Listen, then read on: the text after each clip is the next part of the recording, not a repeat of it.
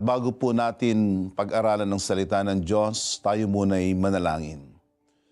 Ama naming Diyos, pagpalain mo ang bahaging ito na aming pagbubulayan ang iyong mga salita. Nawa kami po'y makaunawa at sa aming pagkaunawa, kami po ay makasunod. Ito po ang aming dalangin sa pangalan ni Jesus na siyang aming tagapagligtas. Amen. In this message, I will be sharing to you a message entitled, The Real Way to Welcome Jesus. This message is in keeping with a tradition that is commonly observed in our country, the Philippines, and throughout the Christendom. The PMCC Fort Watch believe that the best place for us to do anything for God is the Word of God. At ito ang dahilan kung bakit sa punto na ito ay ating pagbubulayan ng kanyang mga salita upang ang ating mga gagawin patungkol sa Panginoong Jesus at sa Diyos ay naayon sa katotohanan. And I would like to read here in the book of Matthew in chapter 21. This is the scene wherein Jesus Christ came for the first time into the city of Jerusalem in a very special way. And theologians and Bible commentarians typically call this as Jesus's triumphal entry. And let me read that in the book of Matthew in chapter 21. As they approached Jerusalem and came to Bethphage on the Mount of Olives, Jesus sent two disciples, saying to them, "Go to the village ahead of you, and at once you will find a donkey tied there with her colt by her. Untie them and bring them to me. If anyone says anything to you, say that the Lord needs them, and he will send them right away." This took place to fulfill what was spoken through the prophet. "Say to daughter Zion, see your king comes to you, gentle and riding on a donkey and on a colt, the foal of a donkey." The disciples went and did as Jesus had instructed. They brought the donkey and the colt and placed their cloaks on them for Jesus to sit on. A very large crowd spread their cloaks on the road, while others cut branches from the trees and spread them on the road. The crowds that went ahead of him and those that followed shouted, "Hosanna! Hosanna to the Son of David. Blessed is he who comes in the name of the Lord. Hosanna in the highest heaven." When Jesus entered Jerusalem, the whole city was stirred and asked, "Who is this?" In verse 11, the crowds answered, "This is Jesus the prophet from Nazareth to Galilee." That was quite a scene. I could only imagine. Jesus Christ entered his beloved city to the shouting and the praising and perhaps even singing of the crowd. At sila ay nagpupuri at nagluluwalhati dito sa tinatawag na kanilang Mesyas. At sa mga sandaling iyon ay nakita nila na ang mga tao noon ay talagang sumusunod sa Panginoong Jesus at kumuha sila ng mga palm branches at kanila itong winagayway at kanilang inilatag ang kanilang mga balabal sa daraanan ng Panginoong Jesus. The crowd during that time were caught up in this religious frenzy. And they were jubilant, they were very happy, and they were singing the praises of Jesus. They were saying, "Hosanna to the Son of David. Blessed is he who comes in the name of the Lord."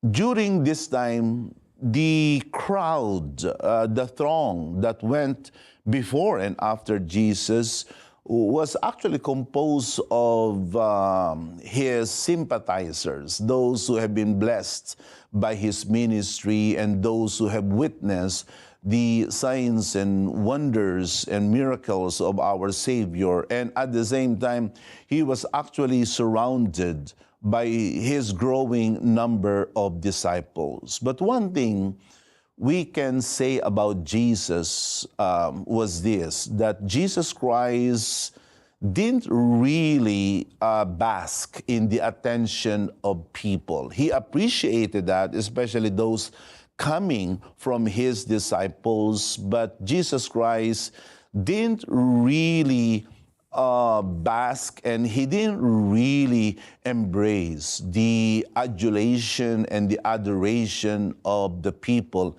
Sa katunayan, may isang sandali at may isang tagpo na kung saan ang mga tao ay gusto siyang gawing hari, subalit ang Panginoon ay hindi niya ito nagustuhan. He didn't want any of that. He said, no thanks. And he evaded the crowd and he hid from them. The Bible says that Jesus Christ had a pretty strong reason why he didn't really give himself too much to the people. The reason being is because Jesus knew exactly how shaky and how feeble was the heart of people, especially during that time. In John 2:24, in the contemporary English version, it says there, Jesus knew what was in their hearts, and he would not let them have power over him. Alam ng Panginoon ang nasa puso ng mga tao. At ganyan ang kalakaran ng Diyos, na ang Diyos ay hindi nagpapadala sa basta ginagawa ng ating mga kamay at sinasabi ng ating mga labi at ang ating iniisip, kundi ang Diyos ay laging tumitingin sa puso ng mga tao. Sa Diyos, iyan ang mahalaga. Kung ano ang nasa ating mga puso at kung ano ang nasa ating puso ay iyon ang kailangan nating ihayag sa Kanya. During the triumphal entry, we can observe that Jesus Christ was a bit silent. I will assume that he really received them because Jesus was appreciative of the praises and the adoration coming from his disciples. But at the same time, Jesus Christ did not give his wholehearted endorsement of the people kasi alam niya na maraming mga tao sa panahon na iyon na bagamat kanilang pinupuri ang Diyos, bagamat kanilang sinasabi ang lahat ng maganda sa Panginoong Jesus at sila'y naroroon, subalit ang puso talaga nila ay wala sa Diyos at hindi talaga umiibig sa Diyos. And so, this was a very, the very indictments of Israel from Jesus. That was really a sad commentary about the generation of Jews that lived at that time. They knew what to say right. They knew what to do, what they thought was right. Pero ang Panginoon, He had none of them. Because Jesus Christ knew that their hearts were actually far from Him. In the book of Matthew, in chapter 15, in verse 8, this is what the Word of God says, "These people honor me with their lips, but their hearts are far from me." Yon ang kalagayan sa panahon na iyon ng mga tao.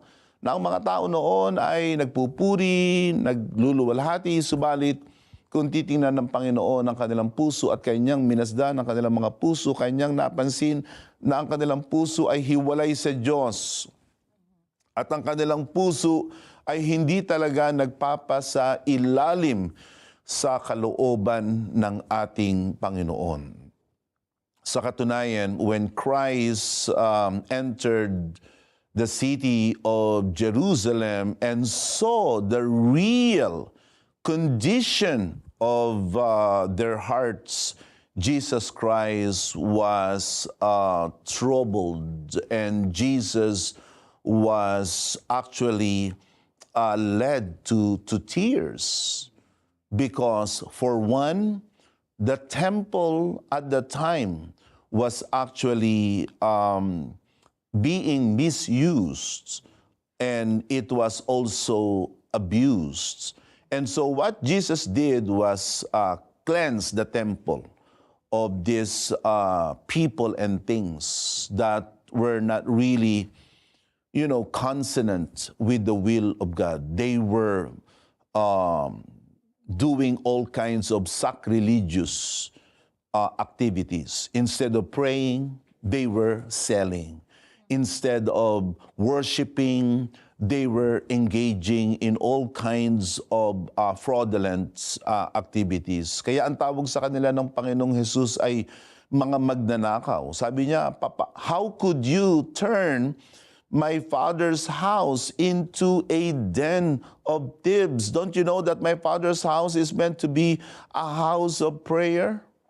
Yun ang very scathing remark and observation of Jesus. He said, my house will be called the house of prayer, but you made it into a den of robbers.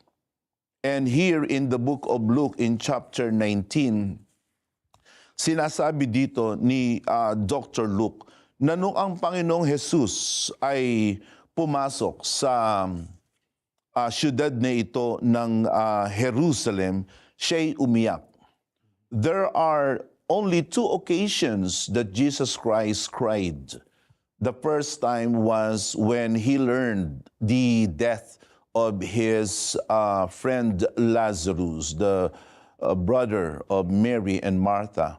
And then the second one was in this particular condition. But this time, it wasn't a person who died. It was actually a city that was dying. In Luke 19:41, it says, as he approached Jerusalem and saw the city, he wept over it. He said, if you, even you, had only known on this day, that would bring you peace. But now it is hidden from your eyes. The days will come upon you when your enemies will build an embankment against you and encircle you and hem you in on every side. They will dash you to the ground. You and the children within your walls, they will not leave one stone on another, because, listen, you did not recognize the time of God's coming to you. That was really the heart of the issue. Jesus Christ, referring to his disciples, appreciated, he was grateful for their expressions of faith and worship. But for the many who followed Jesus, doon sa karamihan ng mga tao na nagwawagayway ng kanilang mga dahon at mga sanga, silang lahat ay hindi talaga kumikilala sa ating Panginoon.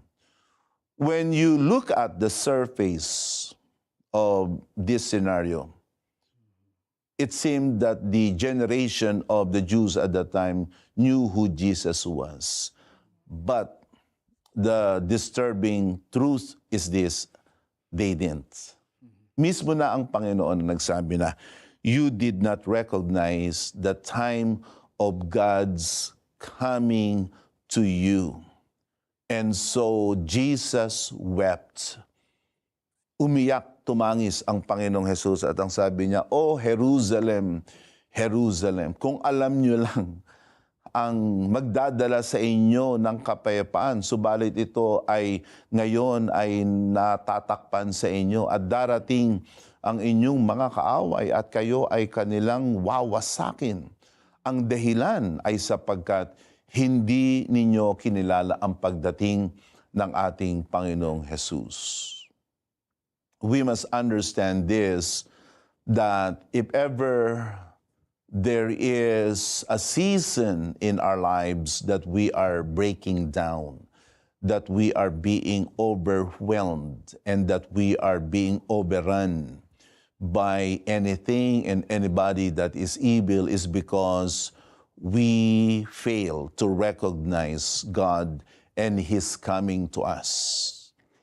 Ang Diyos ay laging umaabot sa atin. Ang Diyos ay laging nagmamanikluhod sa atin. And Jesus Christ went to extra length just to look for us. The Bible says that Jesus Christ came to seek and to save those who were lost. As the ultimate physician, He came for the sick. And He was the one who really provided healing for us. Ang Diyos ay laging sa atin ay humahanap. And God, the Father in His love, gave His Son Jesus in order for us who were separated, who were removed from His presence, could be able to find our way back to God. Ito ang dahilan kung bakit may pangangaral ng salita ng Diyos. Ito ang dahilan kung bakit mayroong pangangaral ng Ebanghelyo ng ating Panginoon. And this is the reason why the PMCC Fourth Watch is investing so much in this kind of program, because we believe in who Jesus is. That Jesus Christ is the one, the very Son of God who became a man, and who died and rose again from the dead so that we can be found, so that we can be saved. And you might ask me, papaano makakapaniwala sa Panginoong Jesus kung wala na ngayon ang Panginoong Jesus sa ating daigdig, sa ating harapan? Is it even possible that one can still receive Jesus even if our Savior isn't here anymore in this time and space that we are in right now? Maari pa bang tanggapin? Maari pa bang kilalanin ang Panginoong Jesus kahit hindi natin siya nakikita? Well, the surprising answer is this: yes, we can still welcome, we can still receive Jesus as our Savior. In fact, Jesus Himself said na darating ang panahon na may mga tao na sila'y sasampalataya sa akin kahit hindi nila ako nakikita, because Thomas, the apostle, believed in the risen Lord because he saw. But Jesus Christ said, "Blessed are those who have not seen yet believe." Let's take a look at that in the book of John in chapter 20, here in verse 29. "Because you have seen me, you have believed. Blessed are those who have not seen and yet have believed." Parang nakikita ng Panginoon na sabi niya, "Tomas, mapalad ka sapagkat ikay sumasampalataya at tumatanggap sa akin sapagkat ako'y nakikita mo." Pero Tomas, may mga tao na kahit hindi ako nakikita, sila'y sasampalataya. I hope and pray that you're gonna be one of those that will be included in that particular statement of Jesus. Even though Jesus Christ isn't with us anymore corporeally and physically, yet you can still believe in Him. In fact, another verse in 1 Peter in chapter 1, we read in verse 8, it says here, "Though you have not seen Him, you love Him." Hindi po ba ito ang ating ginagawa ngayon? Bilang mga tunay na mananampalataya ng ating Panginoong Jesus, na kahit hindi natin siya nakikita, tayo ay umiibig sa Kanya? And even though you do not see him now, you believe in him. And we are filled with inexpressible, glorious joy. This is the very words of God. And this is our situation and our condition right now. Hindi natin nakikita ang Panginoong Jesus, subalit sumasampalataya tayo. And how can we exactly do that? In the book of John, in chapter 1, in verse 12, it says there, to all who did receive him, to those who believed in his name, he gave the rights to become children of God. So you can receive our Lord and Savior Jesus Christ. You can welcome him right now into your life. And what you need to do is to believe. Itong paniwalang ito, hindi basta ito paniwala, kundi ang tawag dito ay pananampalataya. It is actually faith, and it means trusts. You need to trust. You do not only believe in Jesus as a mere information, as some form of a data, but you believe in him for who he really is. And you trust in him. Siya lamang. Wala ka nang idaragdag. Wala ka nang isasama. Siya lamang ang iyong sasampalatayanan. Listen to this. When you believe in Jesus, you only believe in him for who he really is. You do not need to complement it and supplement it with other religious things that religious groups come up with. In the book of John, chapter 20, in verse 31, it says there, these things have been written that you may believe Jesus is the Messiah. Messiah means Savior, the Son of God, and that by believing you may have life in his name. It's when you believe in Jesus, in his name. And the name Jesus means Messiah, Savior. He is the Christ, the anointed one. Siya yung pinahirang isa. Siya lamang ang tagapagligtas noon, ngayon, at sa magpakailanman.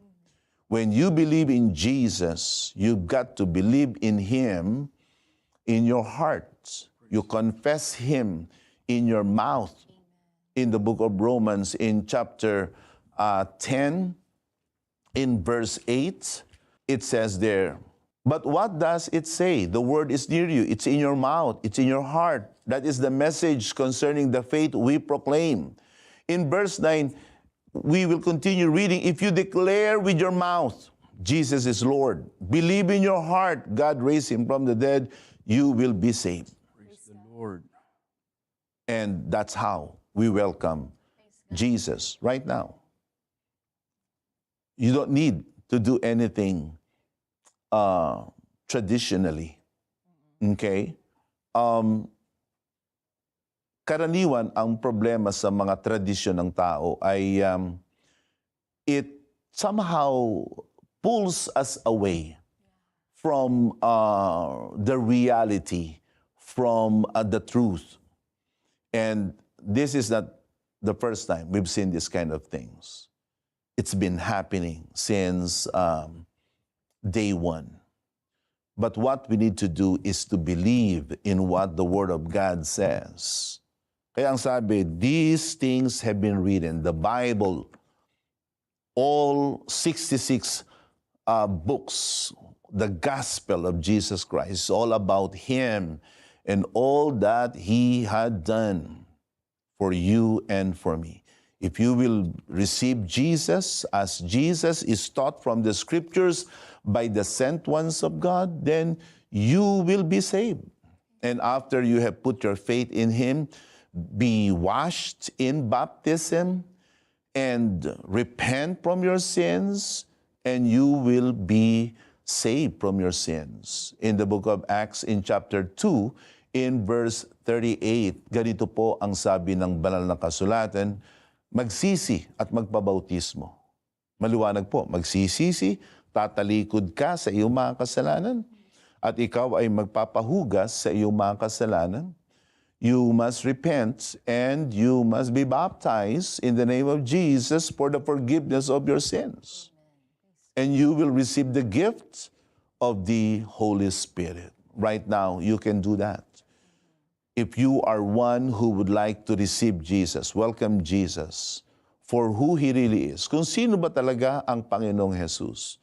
At ang Panginoong Jesus ay ang tanging tagapagligtas. Siya lamang ang ibinigay ng Ama sa langit sa ikaliligtas ng lahat ng mga tao. Hindi mo na yan daragdagan ng iyong gawa, hindi mo na yan sasamahan ng iyong katwiran, ng iyong moralidad, kundi siya lamang ang iyong sasampalatayanan at pagkakatiwalaan. If you are one who really believes in Jesus as Lord and Savior, and you would like to repent from your sins, tumalikod sa iyong mga kasalanan, and you want to be cleansed, yung malinis ka sa iyong mga kasalanan sa pamamagitan ng bautismo, I would like you to follow this prayer with me right now. Wherever you are right now, maybe you are watching this program in your living room or in your bedroom. I don't know exactly where you are, but if you can pause for a little while and follow this prayer, do so. Tayo ay manalangin. Ama naming Diyos, sumasampalataya ako sa iyong bugtong na anak na si Jesus bilang aking Panginoon at tagapagligtas. Kinikilala ko na siya lamang ang galing sa langit, bumaba dito sa lupa at nagkatawang tao upang siya ay magdusa, mamatay at mabuhay na muli para sa aking kaligtasan. Ama naming Diyos, kinikilala ko na ako'y makasalanan. Nagsisisi ako sa aking mga kasalanan. Baguhin mo ngayon ang aking puso, ang aking isip, at hugasan mo ako sa aking mga kasalanan sa pamamagitan ng bautismo. Ito po ang aking dalangin sa makapangyarihang pangalan ni Jesus na aking Panginoon at tagapagligtas. Amen. Kung kayo po ay dumalangin na kasama ko, makakaasa kayo na mula sa kasinserohan ng inyong puso, ang Diyos ang duminig sa inyo. Ang kailangan niyo pong gawin ay inyong samahan ng tamang hakbang at gawa ang inyong pananampalataya. Please call the numbers that are now on your television screen, and we have someone who is ready and able, who will minister to you, and they will assist you with any of your questions you have right now. Yes, do call us, the numbers, or scan the QR code and follow the information, the links there, and we are here for you. This program is here in this wonderful channel of TV5 specifically to help you. At kung kayo po ay gustong makadalo ng aming panglingguhang pagsamba sa araw na ito, lalong-lalo na ito ay isang napaka-espesyal na araw, ay tumawag lamang po kayo sa mga telepono na inyong makikita ngayon sa inyong screen. At kung kaya nyo po na kayo ay mag-tricycle ng kaunti, sumakay ng isang sakay ng jeep, gawin ninyo at hindi nyo pagsisisihan ang hakbang na inyong gagawin. And just tell them, hey, you know, I just watch Oras ng Katotohanan with Apostle Jonathan, and I want to fellowship, I want to worship with you, I want to know more about the work of Jesus, and I want to know more about the PMCC Fort Watch. I guarantee you, wherever you are, in the Philippines, in Luzon, in Visayas and Mindanao, and even across the world, you will never regret that you have reached out to us. Again, thank you so much for joining us in this program, Oras ng Katotohanan, and in this segment that we shared to you the Word of God.